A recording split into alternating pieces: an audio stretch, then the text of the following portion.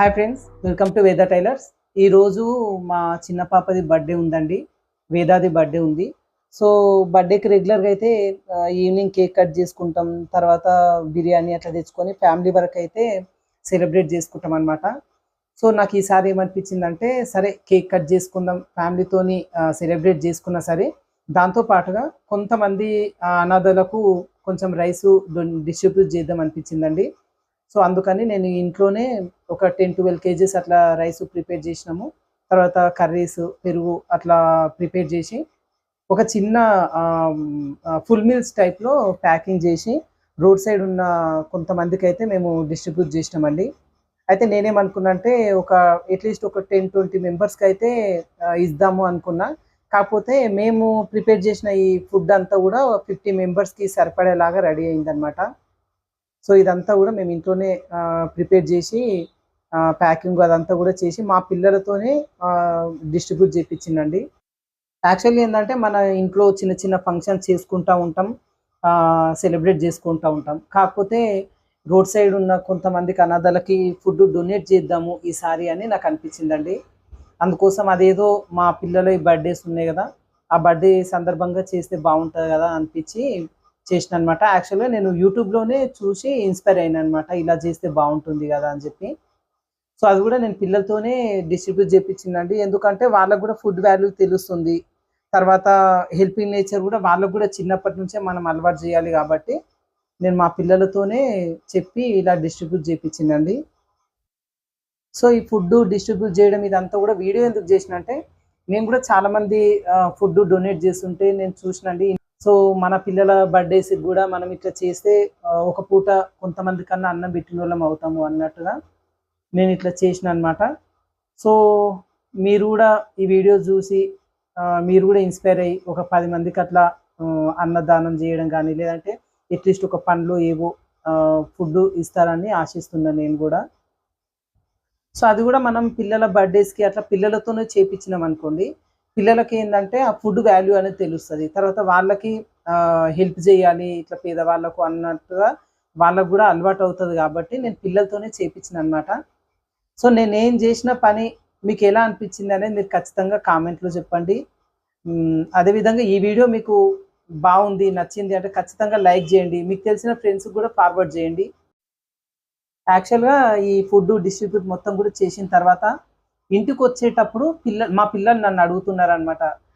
Daddy వాళ్ళకి food లేకుండా ఉన్న వాళ్ళు ఇంతమంది ఉంటారా? వాళ్ళ దగ్గర డబ్బులుండవా? తర్వాత కొంతమంది ఒక ఏరియాలో కొంతమందికి ఇచ్చినామండి. వాళ్ళకి చిన్న చిన్న పిల్లలున్నారు. వాళ్ళకు ఏసుకోనికి బట్టలు గూడా లేవు.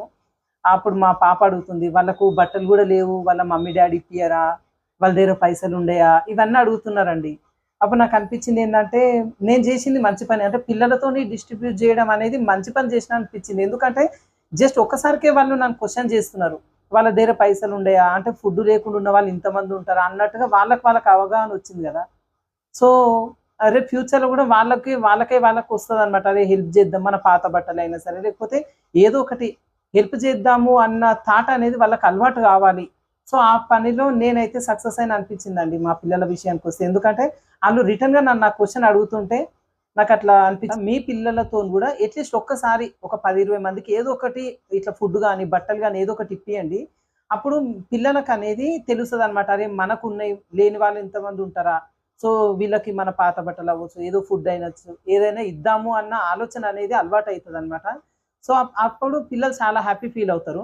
మన పిల్లలు హ్యాపీ ఫీల్ అయ్యడం చూసి మనం హ్యాపీ ఫీల్ అవుతాం. నాకైతే ఇది అనిపించిందండి ఈ పని చేయడం వల్ల. సో, చూసిర్రు గదండీ! మీకు ఎలా అనిపించింది? మీ అభిప్రాయం ఏదైనా సరే ఖచ్చితంగా మీరు కామెంట్ రాయండి. అలాగే బర్త్‌డే సందర్భంగా విష్ మీ అందరు గూడా చాలా చాలా థాంక్స్ అండి. అదే విధంగా మీరు గూడా ఇన్‌స్పైర్ అయ్యిండ్రు అంటే దానికి గూడా ఇంకా నేను చాలా హ్యాపీ ఫీల్ అవుతాననమాట.